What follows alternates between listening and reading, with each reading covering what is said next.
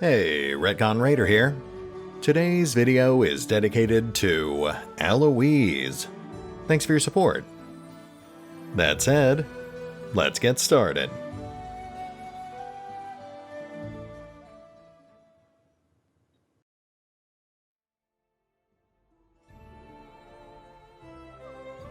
And welcome back to Pathfinder Kingmaker, as we continue our investigation into the case of the combustible cultists, already in progress.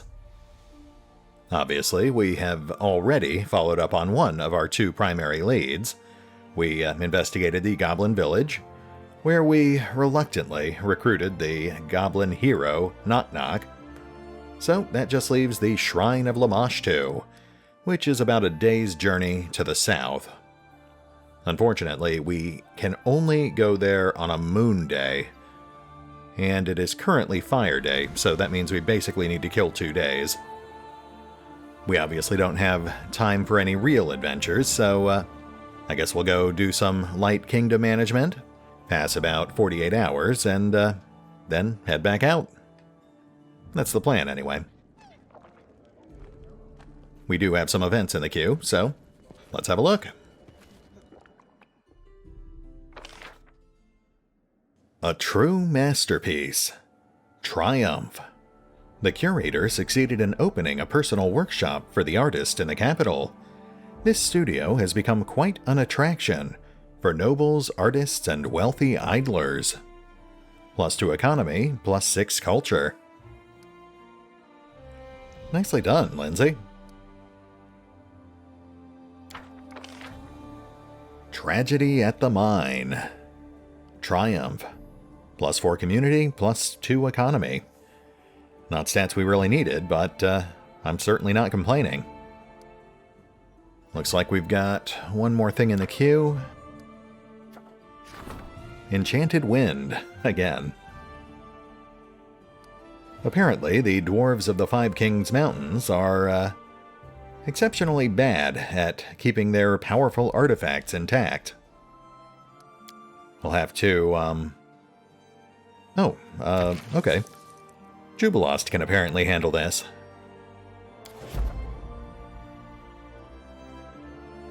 I think that's everything we can do for now, but let's go ahead and bump up our building points.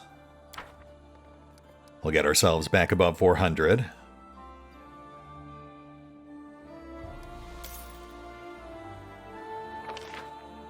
There we go. And now let's see if we can get some new construction going. Oh. I guess we're actually all set in Rivergate. What about Gnarlkeep? You know, I do not remember building most of this stuff, but we are over 60 episodes deep at this point. Alright, let's have another look at Farhome.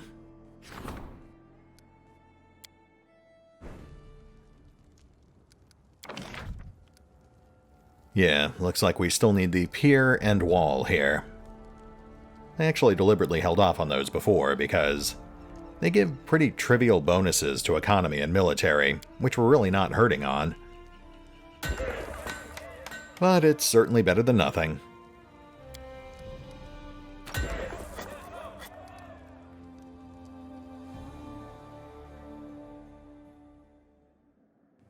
Okay, I think we're good. Moving on.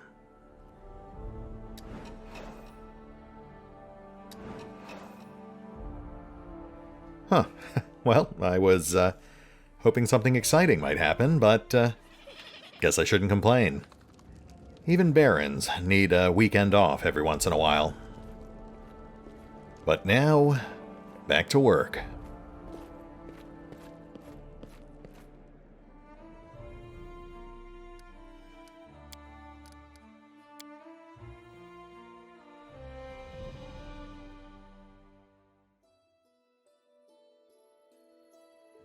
Alright, it is currently Sunday, and we should be about a day out. Yeah, just under a day.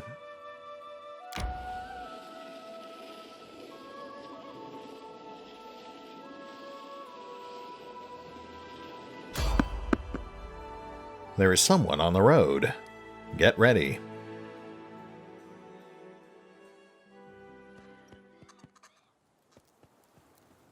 Well, I did not account for this, so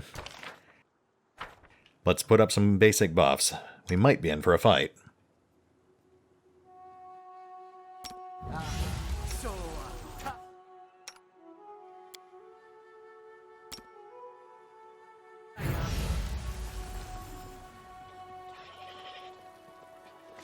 I think that's good. We want to save the heavy stuff for the cultists.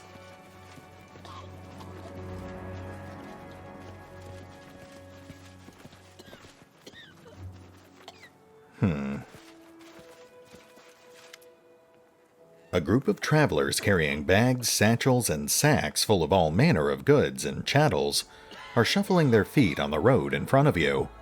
Two tougher-looking men are helping one of their companions stand, a pale youth who is shivering, his face covered in sweat. As you approach, the men turn to you and glare at you. Your Grace? Who are you? The man throws a glance at his small group. Name's Urked. These here are my companions. We've come from the village of Lurvik, and we're traveling to Galt in search of protection. Judging by your bags, you're not just traveling. You're on the run. You see a change in Urked's eyes, and he gives you a cold, even wicked look. And if it were so, Your Grace, it's more risk to stay in the barony than to go into the wilds. 3 folks torn to pieces in our village, and even more were slain by the beasts that came out. Galt has to be safer, they say, and I say we go see for ourselves. Die here or in Galt, from disease or by the sword, a bit sooner or a bit later. Our earthly lives are filled with choices. But what change truly comes of them? Thank you, Harem. This young fellow, what's wrong with him? Oh, Verdrin, you mean? Must have eaten something. He was fine, see? Then felt sick, fever and all. And in the morning he began to cough blood. Erastil willing, he'll make it to the border, and we'll find him a healer there. Verdrin gives a few deep, muffled coughs. The feverish glint in his bloodshot eyes, the glow in his cheeks, the distant look on his face. You have seen this before. This is what the unfortunate servant looked like, moments before a monster erupted from his body. There's nothing you can do for Verdrin. His signs are like the others afflicted. Any moment, a monster might tear its way out of him. Keep your distance. Urked pales and looks at the others. Listen up. His voice is hoarse. All back, back, behind the Baron. I am sorry, Verdrin. I have to think of others as well. Erastil, save us all. Serves you right.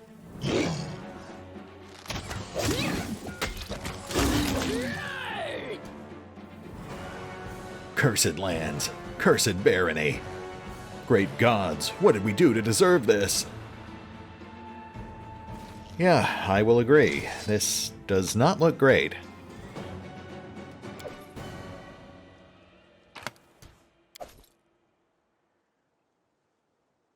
Just letting the ink dry.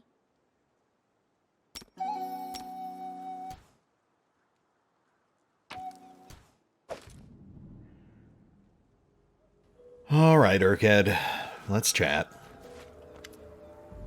Urked's hands are shaking, and as he turns to face you, his voice raises to a shout. Cursed lands, cursed Baron, it's all your fault.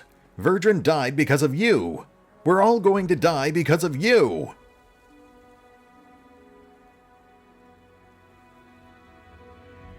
You cannot imagine the pain that fills my heart with each life lost. I am doing everything in my power to save those who still can be saved. Please, forgive me, for I cannot protect everyone. What do I care for your apologies? Verdrin is not coming back. I will not be able to protect you if you leave for Galt. Turn back, and inside the capital, you will find protection from the beasts. You will at least save those who can still be saved. The wrath on Urkid's face gives way to disbelief. Is that so? You want to sweep us away from our neighbor's sight?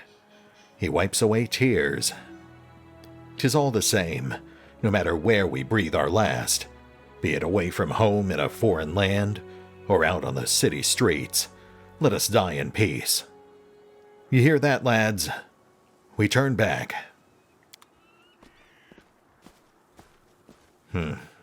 Bleak. Very bleak.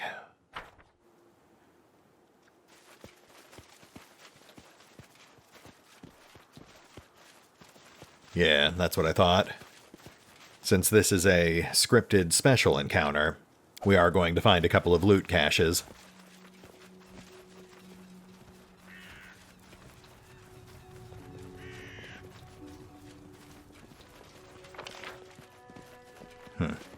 Let's check the corners.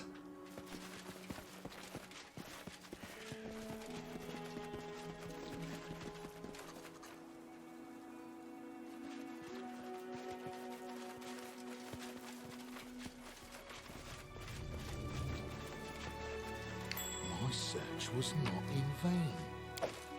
Aha! Vindication.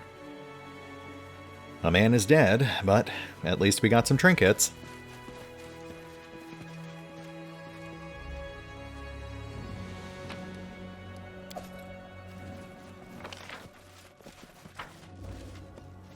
Onward to adventure.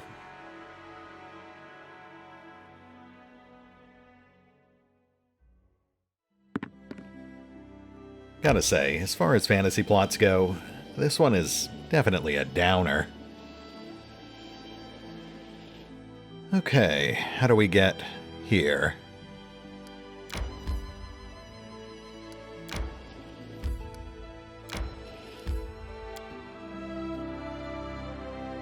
Shrine of Lamashtu. This small shrine to the Mother of Monsters is hidden in the rocky massif near the Caemlyn's border. On a small rocky platform lies a blood-sanctified altar to Lamashtu, which cultists use to carry out their heinous rituals. The figure of a pregnant woman with feathered wings and the head of a jackal looms over the altar, an image of Lamashtu herself, looking over her children and protecting them. The secluded place sits in a shallow gully. A low, overgrown hill helps obscure it, and a narrow passage behind the statue leads into the rocky massif itself.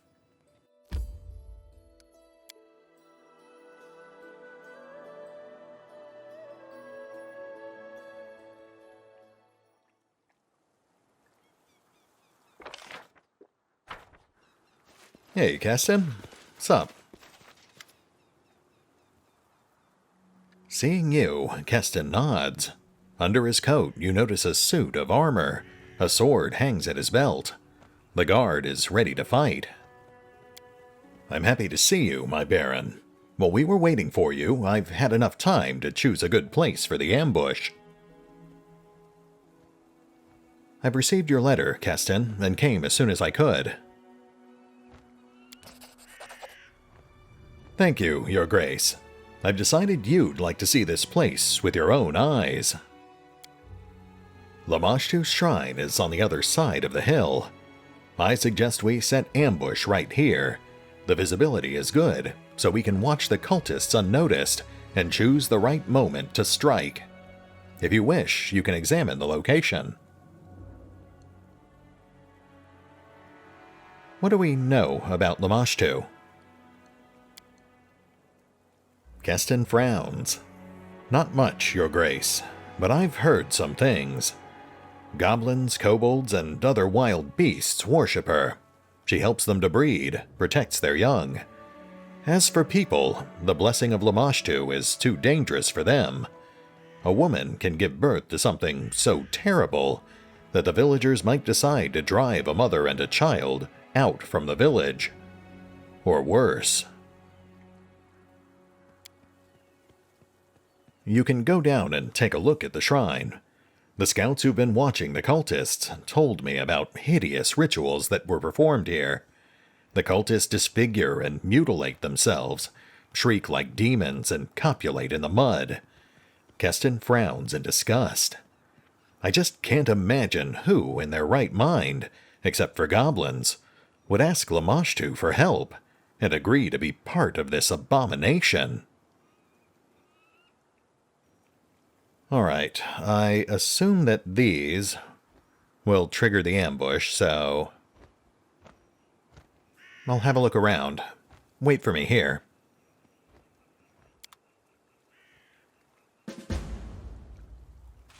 Okay, let's have a quick peek around, see if there's any pre-ambush prep work we can do, and then we'll get the ball rolling.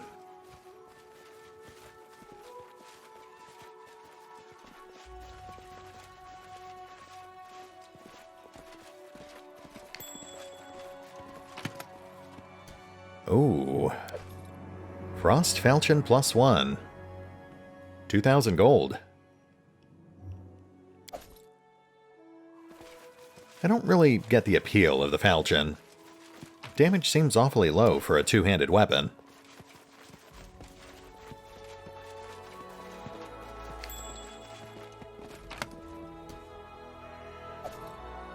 Gift of Death. The handle of this kukri is made of human bone. +2 unholy kukri. Extra 2d6 damage to all good creatures. Potent, but I don't see that coming up very often. And an extra +2 enhancement bonus against stunned, paralyzed, nauseated, and frightened targets. Okay. Again, not sure that would come up very often, but it is at least likely to trigger more often than Unholy. Not sure what to make of that weapon. Might be a good fit for Knock Knock. All according to plan. Flat stone is covered with blood and littered with skulls and bones. All that is left from nauseating rituals. Well, it is done. The statue portrays the mother of monsters, a pregnant woman with a three-eyed jackal head and feathered wings. Charming.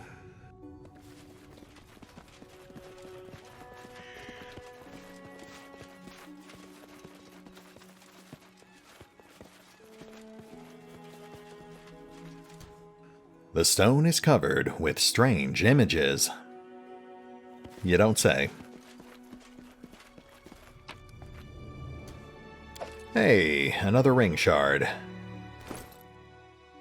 That brings us up to 10. I actually checked between episodes, and apparently we need 13 ring shards and 10 bracer shards. So we've still got a bit of a ways to go.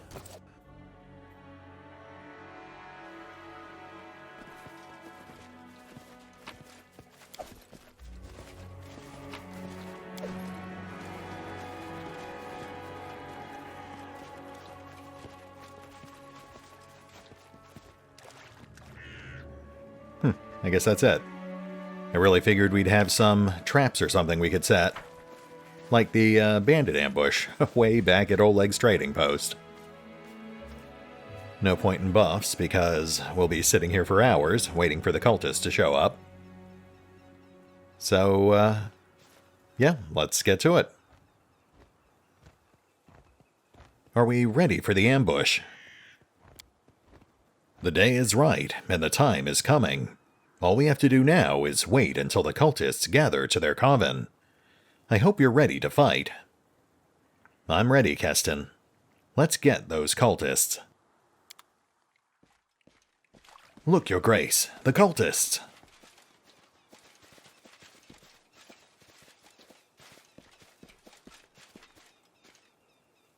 Come to me, Lamashtu's children. Today we praise our great mother. We are here, Lamashtu. Lamashtu favors us. She blessed the pack with a new cub. Yes, at last. Praise the sacred divine. The goddess took Cub Mother's life as a payment. Life for life. We honor the goddess. We need no weaklings. Praise the mother of monsters, the life giver. I'll cut my hand off. Pass me the knife.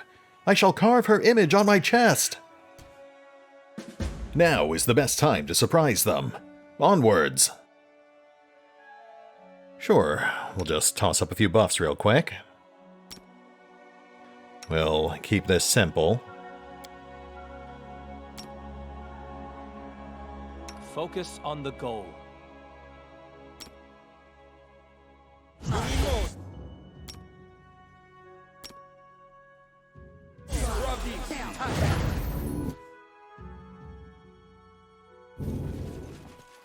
Okay, here we go.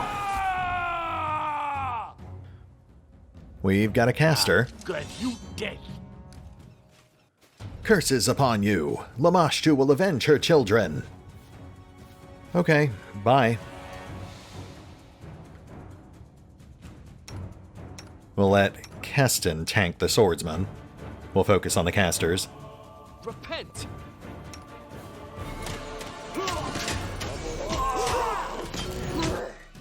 Oh, snap. That guy's booking it.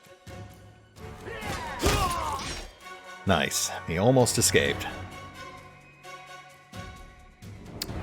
Looks like we lost a militiaman.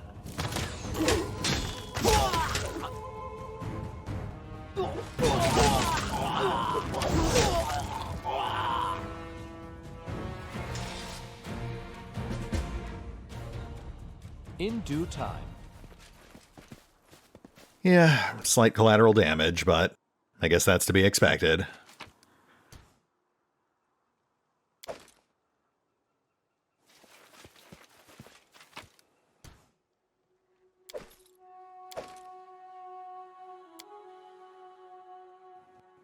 Blood-stained piece of a manuscript. Crushing bone. Hear me. Each word I speak shall turn to stone. The world shall shudder at my word. Open your eyes and see. The world becomes beautiful. Burnt forests stretch to the horizon. Mounds of bodies, blackened skies. Skulls littering the coasts like gravel. I, the one who renders the flesh of her enemies, take in this beauty. All living beings tremble at my sight. Bow to me.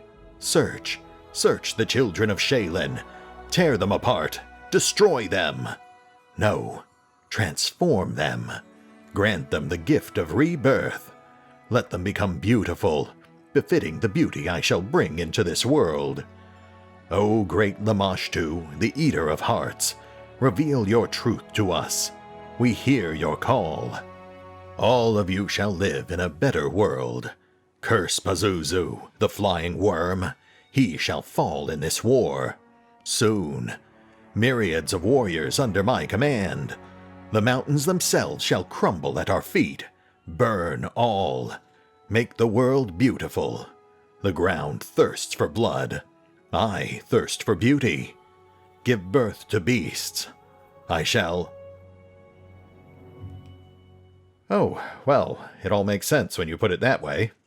Clearly, I underestimated the appeal of worshipping Lamashtu. I think we've done good work here. Pack it up, everyone. I think we're done. My Baron, we have to catch the fleeing cultist. All right, fair enough.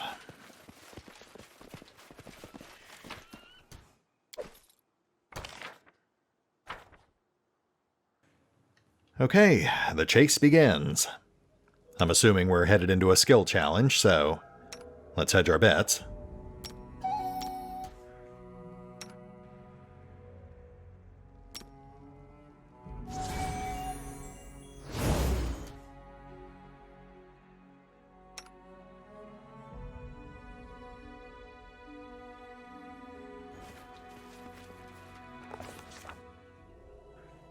The triumph over the wicked Lamashtu cultists proved incomplete. Some villain, or villainess, had slipped away under the cover of darkness and into a narrow gorge amongst the rocks. Without a second thought, our brave Baron, loyal Keston, and their comrades in arms rushed after the fleeing figure. The figure, clad in black, was barely visible in the dark. The villain had gotten far ahead of us. At the last moment, the Baron noticed their prey had turned aside and disappeared behind the rocks.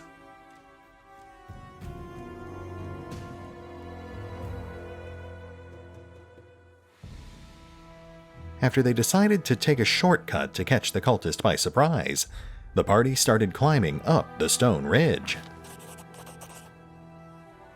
Climbing in the darkness is a difficult task. It's not a joke when you try to catch a stable rock and hear the small stones crumble under your feet. Several times it seemed our heroes were out of luck, but their stubbornness and the thought of the runaway cultist gloating about eluding them gave them strength. Moments later, we were at the top. So our heroes found themselves at the top, and just in time. The cultist, barely visible in the darkness, was threading his way through the gorge directly beneath them. It seemed the cultist was so focused on finding his footing, he didn't notice his pursuers perched above him, giving the Baron a chance to strike. What will our heroes do next?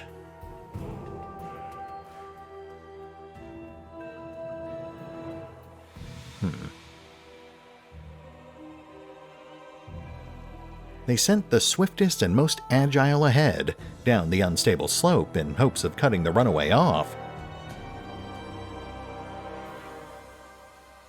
Oh, we do get to actually choose someone.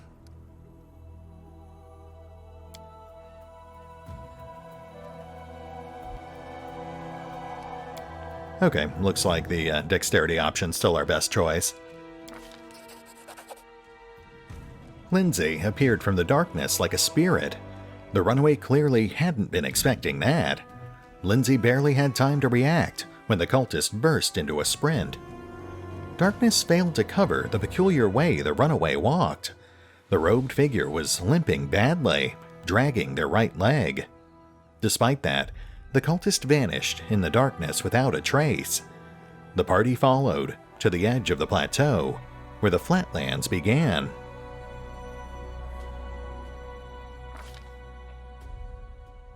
As our brave heroes reached the edge of the plateau, the vastness of the Canelands opened up before them, an ocean of high grass as far as the eye could see.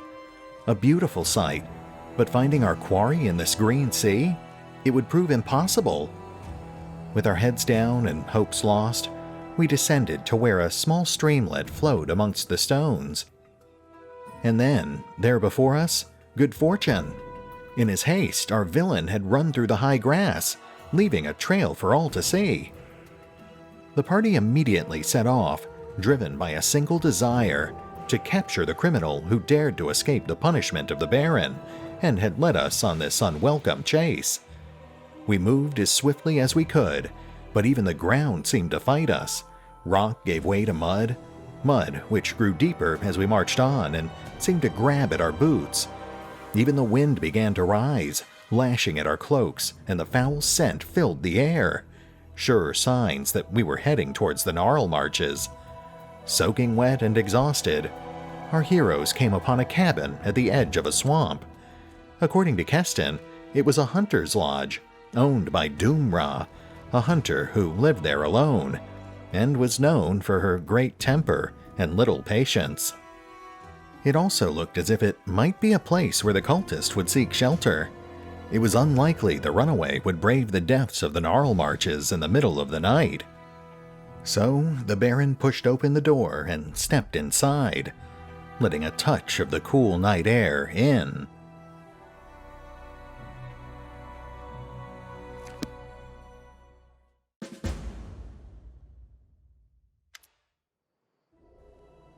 The lodge is lit with only a few candles on the tables and the counter.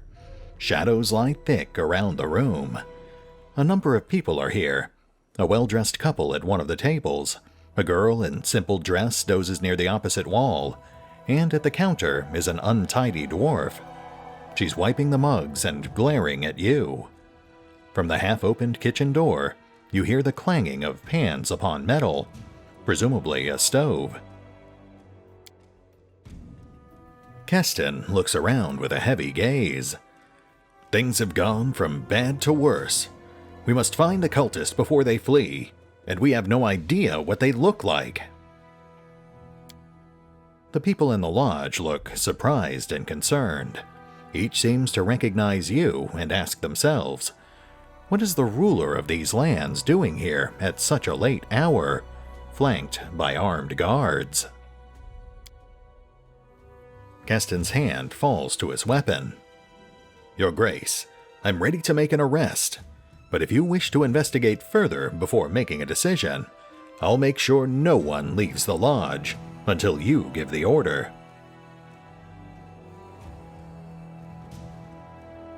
I'd like to look around and speak with these people. Maybe I'll find something. As you command, Your Grace. No one will leave this house. I'll make sure of that.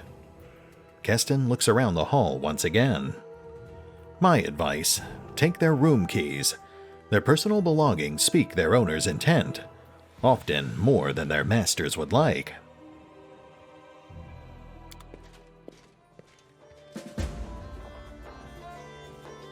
Intriguing.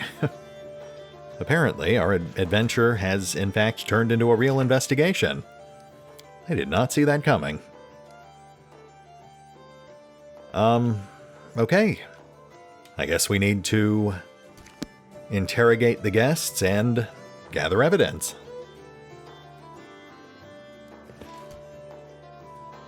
Unfortunately, we are already past the half-hour mark, and I am a little short on time today, so, shoot. Looks like we've got 3 guests, plus the innkeeper and the kitchen staff.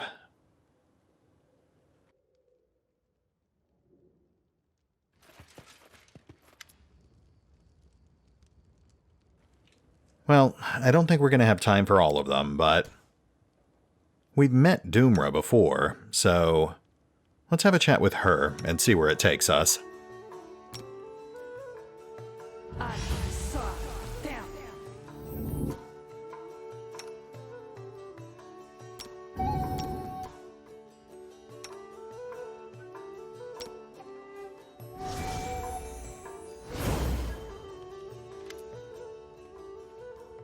I'm looking for someone.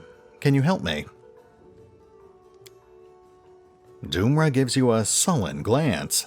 It seems she's not too happy to talk with you, but she doesn't dare refuse it openly. Do you know who your guests are? Why should I? Doomra tilts her head, her eyes appraising you. I'm not their ward. They come, they pay for a bed, they keep quiet. Why would I care who they are? A crime has occurred, Doomra. I need your help to find the culprit. So, what did this culprit do wrong? Doomra's voice becomes thick.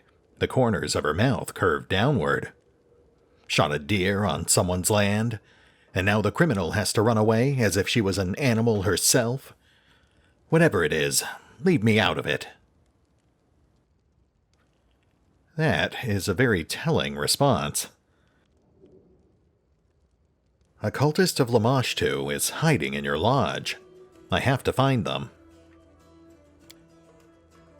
Doomra stares at you for a moment, then utters a hoarse chuckle. One of Lamashtu's own. That's quite a story you've spun, Your Grace. Next you'll tell me I'm holding Rovagug down in the cellar. And what's your proof that I hide cultists? There are footprints leading to your lodge. So what?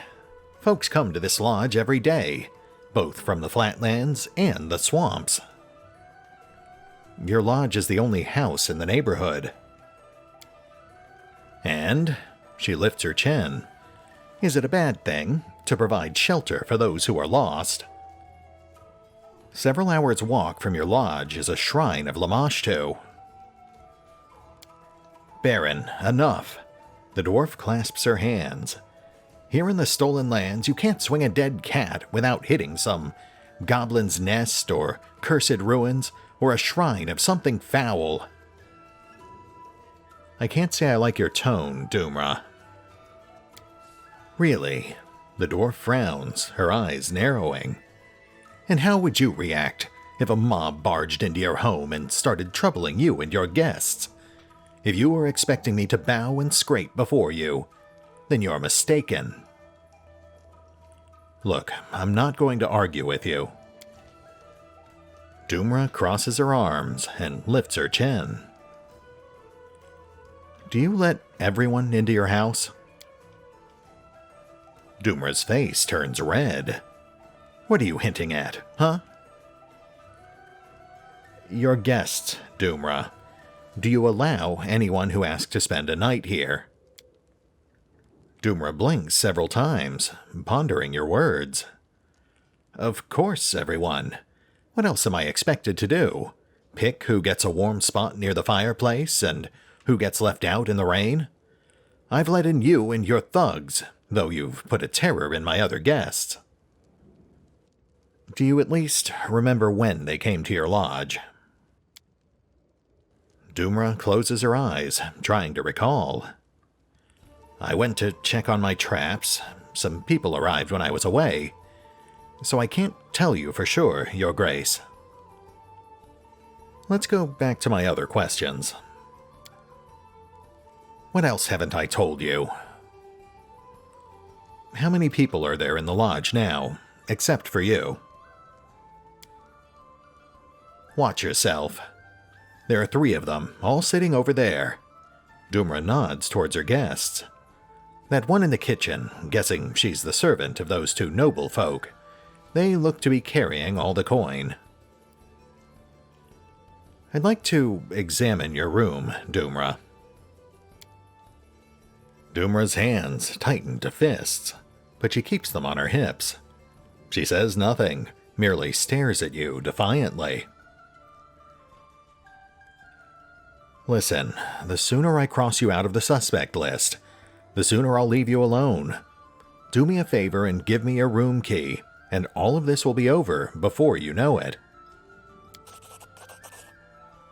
Doomra is silent for a moment, then nods and pulls an old, age-darkened key from her belt.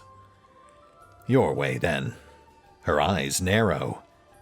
But have a care, no digging through my undergarments, or I'll have your hands on hooks. You hear? That is more than fair. I have to go.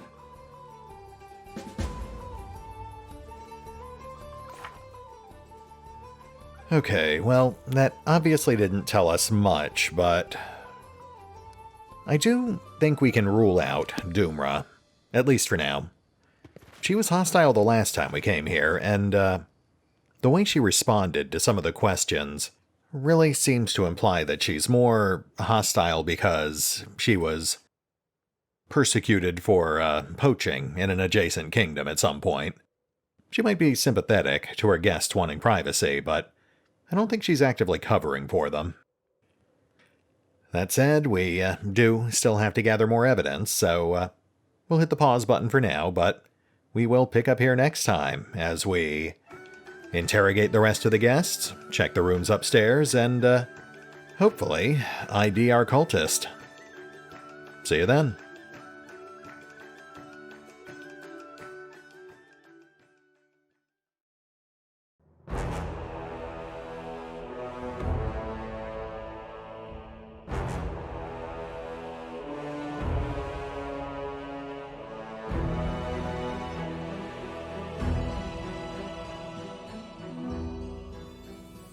Oh, and remember, Although I do love playing Pathfinder Kingmaker, you can find out more about the game by visiting the official website, the official Twitch or YouTube channels, the official social media feeds, or the official store pages over on Steam or on GOG.